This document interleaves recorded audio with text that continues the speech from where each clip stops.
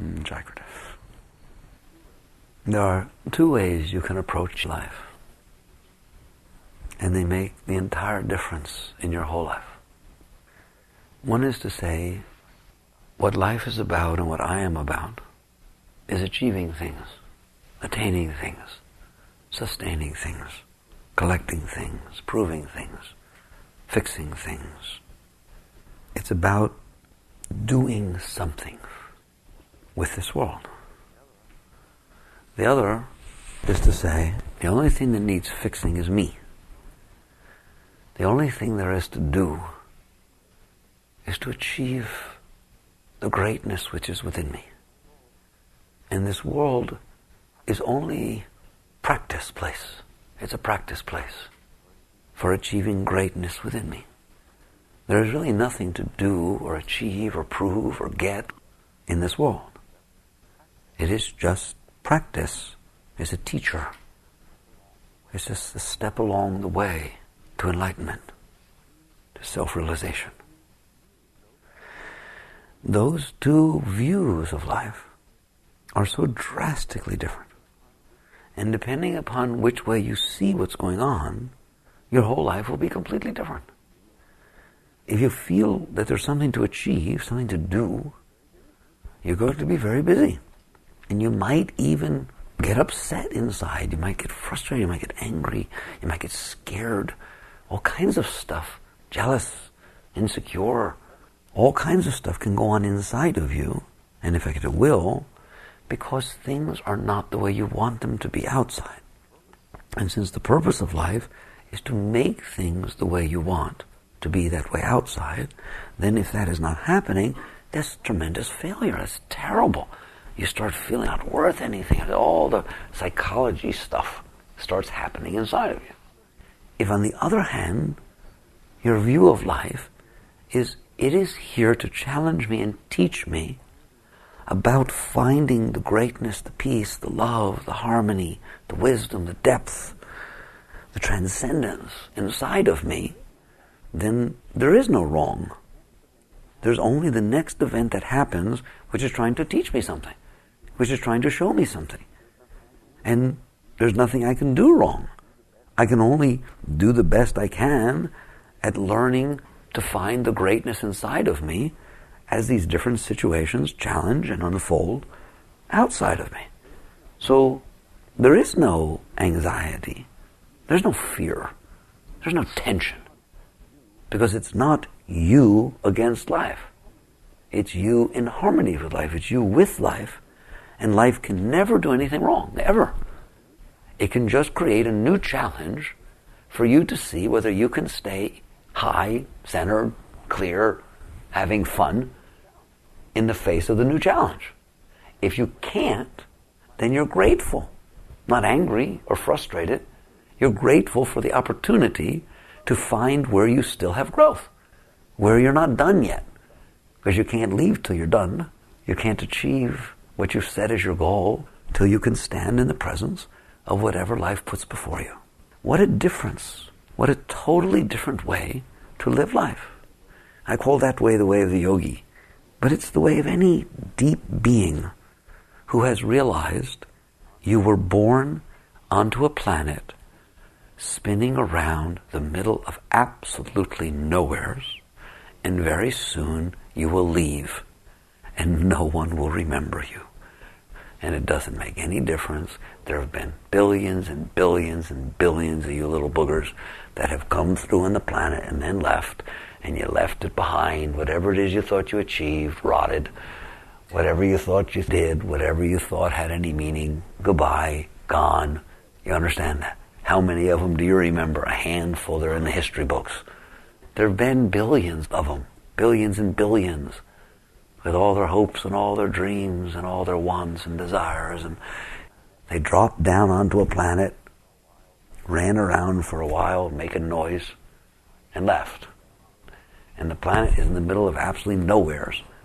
How can you sit there and say you're going to do something? What great meaning have you given to this? Spinning around the middle of absolute infinite nowheres. That is not the meaning. There is no meaning like that. I think the universe made it purposely absurd now that you can see that little ball spinning in the middle of nowhere, just spinning around its axis, for you to think that there's meaning there. For you to think that you're going to do something and it matters. It doesn't matter. There's only one thing that matters. How are you doing? Not what are you doing. Because you ain't doing squat. You got that straight? No matter what it is, you ain't doing squat. Like that ant's really busy and you're real busy. It is absolutely nothing. How could you possibly get frustrated? About what? About the fact that the earth has continued to spin on its axis like it's done billions and billions and billions of times and rotate through the heavens? How do you get frustrated? That the sun came up this morning, it'll go down at night like it has billions and billions and billions of times? It's crazy. How can you get upset? How can you get angry? How can you get scared? How can you get jealous? How can you do anything?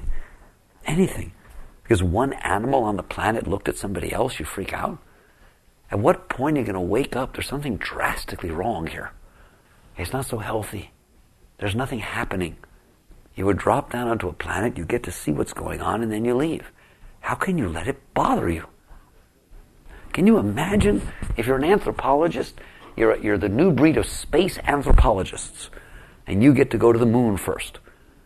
And you go on up there and you walk around, and lo and behold, underneath one of those craters, you find things running around. Intelligent life. You tell me whether you're going to feel jealous because they're talking to each other and one runs by and doesn't talk to you next. You just start writing in your book. Holy mackerel. What if he runs up to you and goes, ah, and runs away? You're going to feel hurt? You're going to get hurt, feel rejected, or something like that? You better not. You just write in your book. Look what they did next. That's neat. What if one of those little moon people run up there, kick you in the shins? Wow, kick me in the shins. You gotta call the police and have them arrested for assault or something. It's just an event that's weird and freaky, and you just write it down in your anthropology book. Well, why is this any different? You drop down into a planet in the middle of nowhere, you spin around for a few years, and all kinds of weird stuff happens to you. How do you get upset? How do you get jealous? How do you get scared? How do you feel dejected or repressed or anything? There's only one way that you feel all those things. You forgot what life was about, or no one ever taught you, or you never looked at it. Life is about having fun with life. It's like going to Disney World. It's just a series of events that happen to you before you die. You're just on your way to death, guys. Every day, getting a little bit closer. And the question is, are you having fun? But instead, what people do, and this is what creates all those psychological sicknesses, they don't want to experience life. They want to create life. They want to play God. I don't want to come down, go visit Mars, and see the little Martians run around and write it in my book. Because when I was young, I read one of these books about Mars, H.G. Wells, and it doesn't look like that. And it's supposed to. So what I want is to make it look like the Martians are supposed to look. Well, now you're going to get upset, aren't you? Now you're going to get frustrated. They didn't do that in the book you read. They didn't behave like that. There was nothing like that. What's wrong here? And you go about your business trying to make Mars look the way it's supposed to. You would definitely get frustrated, upset, sick, end up with neuroses doing that, wouldn't you? Doesn't make any sense. You have the honor to go and visit Mars and see what it's like. But instead, you decide to make Mars be the way you think it should be. You're playing God. Not one of you would do that. But why do you do it on Earth? Why? Why is it different to visit Mars than to visit Earth? It's the same thing. You just drop down on Earth. You're a guest. You're a visitor. You didn't make Mars. You didn't make the Earth. You're here to observe. You're here to experience. You're here to see. You're here to enjoy, appreciate, be blown away, be in awe that it exists. In the middle of space, there's this. There's just darkness all around for light years and billion of infinity. And there's all this going on, and you get to see it. That is how a yogi lives their life. There is nothing to do, just like there's nothing to do with those people on Mars. It's just the joy of experiencing it. It's just the honor of getting to see it. You were way back and you saw a little planet way down there. I wonder what it would be like to go there. It was kind of blue. Well, you got to go there. This is what it's like to be here. Believe it or not, what's happened to you so far is what it's like to be on Earth. If you went way back away and you just looked down and the whole solar system was a star, like when we look at the stars, and then you went closer and closer and you saw those 8 little pearls spinning around. Beautiful, beautiful, beautiful. And then the third thing out there, you look at it and it's blue. And you say, I want to see what it would be like to stand on that planet in the middle of nowhere. What would it be like? Well, you were granted your wish. This is what it's like. You say, no. That's not what it's supposed to be like. They're not supposed to be people running around killing people. They're not supposed to be all these laws and all these rules and all this stuff and all this anger and you can't trust people and there's people who divorce you and they leave you and this happens. And you think, oh my God, you could give me a laundry list, couldn't you?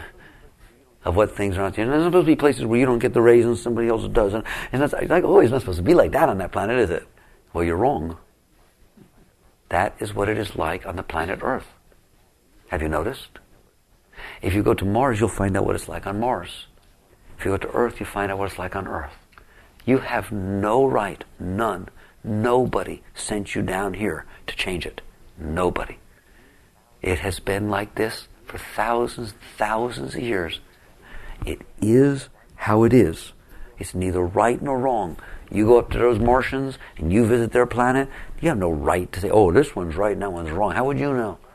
Based on what position of relativity are you deciding what they're doing right or wrong?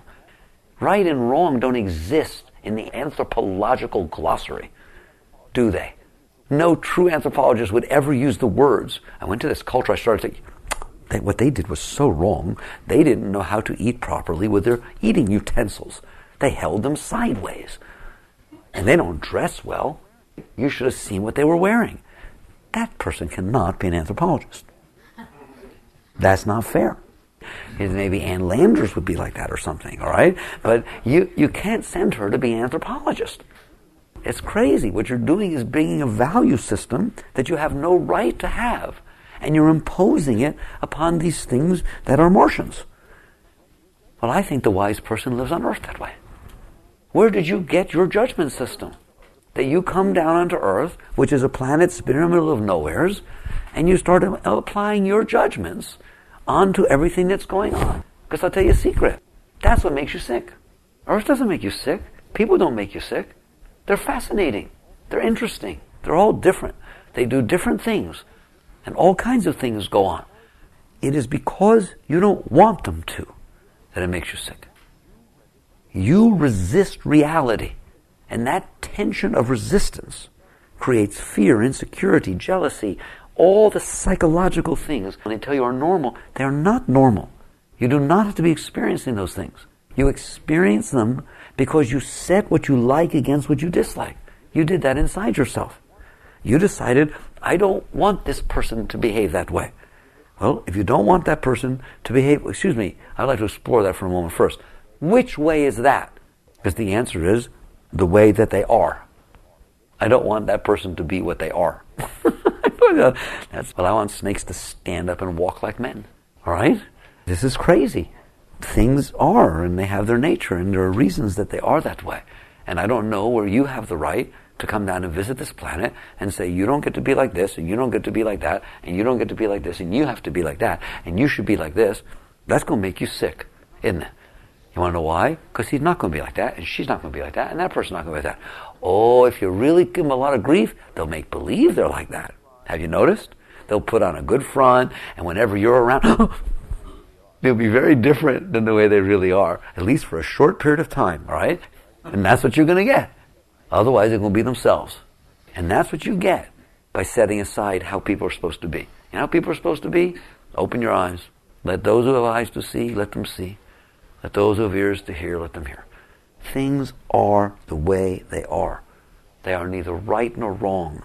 They are the result of all that ever was. You are an anthropologist. You're visiting the planet Earth. Take notes. Don't judge. Now, isn't it amazing that in every single major deep scripture, you will hear those words. Judge not that ye shall not be judged. In the third Zen patriarch, he says, you will finally cease the burdensome practice of judging. That's beautiful words. The burdensome practice of judging. That's what causes the whole thing, is that you forgot that you are a guest and you're only here for the blink of an eye. And you got into your head that you got to decide how everybody's going to be. And you got to decide what tomorrow's going to hold. And you got to decide what the whole earth is supposed to be like. And then you go about your business fighting with what is. And that resistance, that thing of setting aside what you like from what you dislike, I swear to you, is what causes all disturbances inside of you. That is what does it. That's what causes all the emotions I was talking about. It's energy messing up energy. That's what it is. The world is energy. It wants to embrace you. It wants to come into you. It wants to touch you. It wants to pass through you. You get to, look, flowers come in many shapes and sizes. What's wrong with that? Why should every single flower in this world be a lily or a rose? Everything on the side of the road a rose. Everything in every garden a rose. Everything in every place a rose. Everything in every culture, every climate, everywhere is just roses. How would you feel about it? Echo. Wouldn't it be? The beauty is there's phlox and there's roses and there's weeds and there's baby's breath and there's billions and billions of different types of flowers, aren't there? And that variety, that beauty touches you differently. There's billions and billions of different types of people. There's beautiful people, and there's ugly people, and there's angry people, and there's kind people, and there's murderous people, and there's people that like to help other people. Just like there's real flowers that have thorns on them, and there's flowers that eat people. Well, they don't eat people, but they eat flies and stuff, right? And it's just a flower, just when it eats it. Okay? You would think that at least a vegetable would be vegetarian. What's this world coming to? I've heard of animals eating vegetables, but now you have vegetables eating animals. It's just a very interesting place, this world you live in. And it's not right or wrong. Is it right or wrong that plants eat animals? It's neither right nor wrong. It's what is. It's fascinating is what it is. It's neither right nor wrong. It's fascinating. It's awesome. It's wow. Blow my mind. That's what it is. Well, that's what it is that all these different people are all these different ways too. It's how it is. And basically, a truly healthy person understands their situation, their predicament in life. They're a guest, a sojourner, a visitor on the planet Earth. And you will be alive for X number of years, and X is not very large in this case. What do you want to do? Fight with it? Or experience it, enjoy it, participate in it? What are you going to do at the end when someone says, did you have fun? When you're done with life, the only question the angels ask you is, did you have fun down there? What's it like down there? I want to know, did you have fun? And if the best you can do is sit there and say, oh, I was supposed to have fun? How can you not have fun? Is it boring? Nothing ever happens to you? No, your life is so fascinating, you don't know what to do with yourself. Every minute is changing and all these things happen. You meet all these people and everything's different and nothing's ever like you thought it would be. Wow, that's good. That's really neat. That means it's a good game. Otherwise you get bored. If nothing's ever the way you thought it would be, are you saying that as a positive thing or a negative thing? What if you had no idea what tomorrow was going to be? What if I gave you a doll when you were young and you could pull on a little string and the doll would say, hello, my name is Annie, right? What if every day you pull on a string it says something different and you couldn't figure out why? And you pull on the string and say, I love you. Tomorrow you pull on the string and say, I need to go home. It's like you would wake up every day fascinated to pull that string. If every day says, hello, my name is Annie, you can stop pulling that string. You stop after 5 days. Pull it, shut up. Okay? This time you wake up, it's fascinating. In other words, to not know what's going to happen is a gift. So why are you complaining? I don't know what's going to happen to me. I'm so... What? Oh, good. Oh, good. Right? Oh, my husband and I are having trouble, and I don't know how it will end up. Oh, isn't that neat? You're so lucky. Is that what you're telling me? This is good, like the little doll and pulling on the thing? I don't know. I lost my job, and I don't know where I'm going to live. Wow, another I don't know. It's so fascinating. What a wonderful experience. What's wrong with not knowing? What's wrong with every day being new? What's wrong with there being constant challenges for you to draw upon yourself to see how you're going to deal with different situations? I've never had anything like this happen to me before. Wow, people pay big bucks for unique experiences. Well, you're having one, you just told me. Nothing like this ever happened to me before. Wow, what'd you pay for that? But you complain about all these things. It's almost as if I could give you a card and say, what do you want? You would hand it back and say, I want this person to be like this, and I want this to be like this, and I don't want this to ever change. I want this like this, and I want this like this, and then I want it sealed and locked so I don't have to worry about it. Is that really what you want? Is that really what you want? Which one of you guys saw Bill Murray in Groundhog Day? Right? Would you really like every single day to play itself over again, exactly the same? Like, on the TV shows, those kind of families, every day they come home. Hi, darling. Hi, darling. How are you? What's for dinner? Blah, blah. I think every time it's just the same old thing. Nothing changes. Don't worry about it. You don't have to worry about it one iota. Everything's the same. No. You would get bored to death. It would be no fun. It would not challenge you at all. You think it would be safe. It would be terrible. I told you. What would you do if you liked a sport, like basketball? Well, a lot of people like to play basketball. All right? I'm going to be even better. I would do the basketball. It's baseball season. Let's do baseball. A lot of people like to watch baseball. You're sitting there, you're watching baseball, the bottom of the ninth, with teams a few runs behind, bases loaded, 2 men out, 3-2 count, and up comes your batter, and he hits a home run, and you win the game. What if that happened every single time anyone went to bat at every single game? Every single game, they hit a home run. Every single batter hits a home run every single time. How many people you think would go to the ballpark? How many would turn on the TV? 0. Oh, you mean you really don't want things to be the way you want them to be? It's like you start looking at it in the eye. Something's wrong. Something got messed up in the whole thing. And you try to see what it is, and you realize what happened was you burned yourself. Instead of understanding that life was about experiencing life, you decided life was about making life be the way you want. And you started fighting with people and fighting with things. And a tremendous amount of anxiety and tension got created. And the anxiety and the tension became so overbearing that you became afraid of them. Afraid of them. You became afraid that somebody would say something to you that would create more anxiety and tension. You became afraid that somebody would do something to make you feel jealous. You're afraid that this would happen, that would happen, to create disturbance inside of you. So you started trying to avoid things so they wouldn't create all the disturbances. And so that's when you started saying, well, I don't want it to be like that, and I don't want it to be like that. When really what you mean is, I don't want to be disturbed, and I don't want to feel anxious, and so I can't have you be like that. And there's too many people in this room anyways, or there's not enough or something, I don't know. It's like that's what you end up doing. You end up trying different things by forcing situations to see, how did I feel a little better? In other words, it's broken. And because it's broken inside, you're trying to rearrange life to make it be better. And that is what broke it. That's what we're missing. What broke the whole experience, which is a beautiful experience, all of it. What broke the whole experience was deciding how you want it to be and honestly believing that somehow it's supposed to be that way. Sometimes we amaze me. We amaze ourselves.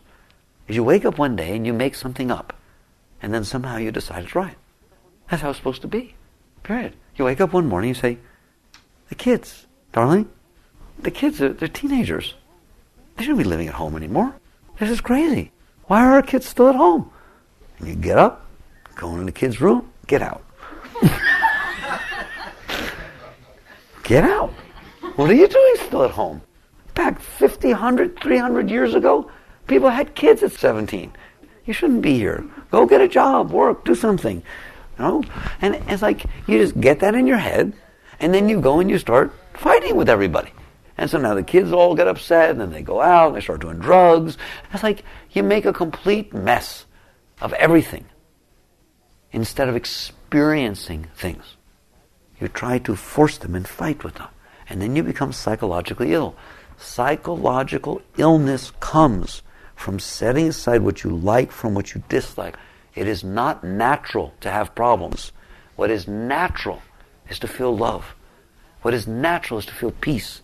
What is natural is to feel joy, welling joy, excitement like a child, lest ye be as little children. That everything that happens is just, whoa, look at that. No matter what it is. You sit there and you get in an accident. And you sit there and you say, wow, I got in an accident. Look what happened. Oh, I get to call the police. I wonder what they're going to be like. And it's all a journey, an experience, a happening. And something inside of you is enthused about it. It's like watching TV. It's like going to the movies. But it's 3D. Every single thing is fine. It's exciting. It's a journey. And then you die. Don't worry about it. You won't have to stay. That is what it means to be healthy psychologically. Nothing is overwhelming to you. Nothing is like, ew, do I have to do this again? It's all like, wow. Not ooh, wow. Just change the letters around a little bit. And so you sit there and you say, well, why am I not like that? I'm telling you why. The only reason you're not like that is because you are fighting with things instead of experiencing things. All right? You have set up what you like against what you dislike. And what you like makes you happy, doesn't it? And what you dislike makes you miserable. So you wake up eventually and you say, I'll stop doing that. That's what a healthy person says. I'm just going to like it all. I just think it's exciting. Everything that's happening is fascinating. And I will never forget that not only is it fascinating, but it's all happening on a planet spinning in the middle of nowhere. And that's that. And you teach yourself to think like that, to remember that. You stay reminded of that. And you challenge yourself not to say, what can I create, what can I make, what can I do? But to sit there and say, what am I capable of experiencing inside of me while this world goes around its business? Can I be high, whole, complete, in ecstasy, in joy, and love with every single person, every single event, every single word, every single thing that happens? Or do I have to come down? And you just say to yourself, I'm not going to come down. Why would I come down? Down is no fun. I want to stay whole and happy and filled with it. And so basically, you now say to life, come on, bring what you will. Love me when you want to love me. Hate me when you want to hate me. Marry me when you want to marry me. Leave me when you want to leave me. Because every drop of it is fun. It's fun to have somebody fall in love with you and all that joy and all that specialness. And it's fun to get hurt when somebody leaves you and runs off with somebody else. Why not? It's just another experience that goes on the planet Earth. And you get to experience it firsthand. You get to feel the human heart hurt. How else would you know the human heart could do that if you don't have the honor of experiencing it? And you just constantly open more and more and honor the experiences of life. If you do that, you will have a beautiful life. No longer should a yogi or a yogini define a beautiful life as life being a certain way outside. A beautiful life is that you feel it beautiful inside. You're having a beautiful life. How'd you do last year? Well, my wife left me, my father and mother died, I found out that so-and-so was stealing from me, and this happened and that happened. Really, yeah, quite it was fun. I grew a lot last year. I had a whole bunch of experiences that I never had before, and they all happened at the same time. It was really fun. Well, wasn't it challenging? Of course it was challenging. It was challenging to stay open. It was challenging to let even that pass through. How'd you do? I did fine. Well, what did you learn? I learned that I don't have to worry about a single thing that ever happens ever again because it can't get any worse than that. And the day that you're fine, that's what you have to remember. The day that you're fine with the worst cards that can be dealt out is the day you will never feel fear again. Because you know, it's not so bad. I'm okay. As long as you know you're going to be okay, why bother worrying? Just enjoy it. And you start liberating yourself. That's what it means to be free. Is that you're open to the various experiences that will inevitably unfold in life. And you just let them unfold. And then you do something even greater than that. That's called pure witness consciousness. But that's not the highest state. The highest state is when you live there, and then you realize, gee, that was hard to get transcendent. And now all these things are happening, and they're not touching me. I'm out of the water. The waves aren't drowning me, and I don't even feel the spray anymore. Look, that's where I used to be, in that turmoil, and it's beautiful. And so you spend some time in the self, in your transcendence, and you realize, what's wrong with this picture? That's like saying that you went on a vacation for the purpose of finding out if you could do it without getting upset, without getting frustrated. Well, that's good. How you doing? Well, I got a little frustrated last year, 2 years ago. Last year, I hardly got frustrated at all. Really neat. Where are you going this year? Well, I don't know, Rome or this or that. Well, see if I can not get frustrated. Well, fine. So finally you do your thing. You don't get frustrated anymore, and hotel rooms are the way they are, and travel's the way it is. And look, I didn't get frustrated at all. It's fine. Now I wanted to try going on a vacation and enjoying the experience. Now that you're not fighting with it, now that you're not frustrated, now that you haven't defined everything as being a certain way, why don't you try participating in it? Literally, the energy is coming at you. You don't have to fight with it. It can pass over you and be beautiful. Dance. Dance with it. Here, I'll give you a better example. You're very, very shy, and you try to go to the school dances, and you step in for 10 seconds and you run away. Because you can't go there, you're too shy. Okay? And somebody's trying to work with you to see if you could actually stay at the dance. And it took a long time. And after dance and dance, you would sit down and you'd run away. And you'd sit down, and finally once, you were able to sit down and stay there for the whole party, the whole dance. And the next time you went, you did twice, then 3 times, and you ran to your teacher, the person who was helping you, says, I'm fine, it's fun, I'm done. Thank you so much. How could I ever thank you? Really? He says, yes, I can go there, and I can sit down and watch everybody and see what's happening, and I could see how all the emotions and jealousies and fears and insecurities were causing me to freak out, and now they don't, and I can just sit there, and then I believe I can go to the dance and be fine. Okay, now dance with somebody. Try dancing. Because that's the ultimate state. That's why they say the Buddha drives the bus. That's why they say in the 10th stage of the ox herding pictures. I have those in the back of my book, The Search for Truth. It says, gourd in hand, barefoot, grinning, he returns to the marketplace. Wow. That is about as deep as they come. And that is what I just told you. He went through all of his stages of transcending himself. All of it. Of going into the depths of nirvana. And being transcendent to all the experiences of life. And then he returns to the marketplace. Why? Because it's not good enough to be able to go to the dance and sit down and not be affected by it. It's good enough compared to other people. Okay? They're either out dancing to get something or running away because they're afraid of it or doing something. And you made it. Almost. The truth of the matter is all that sickness that was going on, that was causing all this commotion, that was not the purpose that God created the heavens and earth, to cause you a hard time. He thought dancing was fun. And so he created dances for you. You're the one who went in there and said, Mary shouldn't be dancing with George and no one's dancing with me, and got yourself all sick so that you either had to run away or go fight with people. Now that you've gotten past that, dance. Dance. Why? Because the dance is there and you are there, so you dance. You heard me?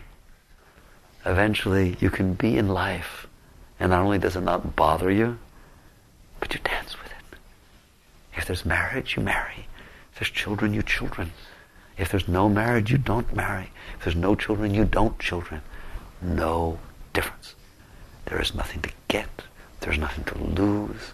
There is no better. There is no worse. There is no good. There is no bad. There is no right. There is no wrong.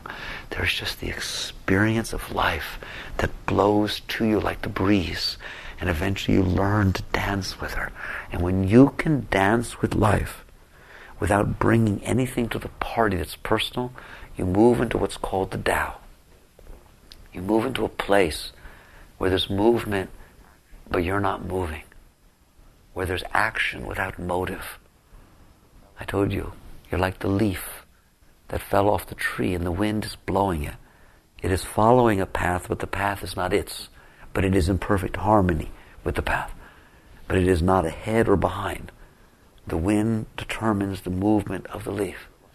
So life determines your life. And you dance with it. And that dance, Ramdas Kooled, once he wrote a book called The Only Dance There Is. That's the only dance there is. You hear me? And you learn to dance it.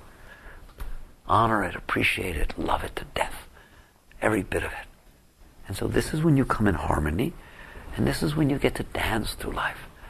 And what I like, and I want you to see it, the whole psyche goes away. The whole psyche just goes away. No matter what's happening, she doesn't come back. Never complains, doesn't scared, no tension, no nothing. He's just there and it's there, and it just keeps dancing and doing and being, and you keep marveling. Right? That is the state of a yogi. That is the state of a great Zen master. That's the state of the Dalai Lama, isn't it? Take a look. That is the purpose of life. You are to enjoy life. But you're not to define what it has to happen for you to enjoy. See how close they are? Right? If I say to you, hey, you're supposed to enjoy life, you say, well, that's hedonistic. No. Hedonistic is to make up what you think is supposed to happen and go out there and make all this weird stuff happen. Right? Which ain't so enjoyable anyways.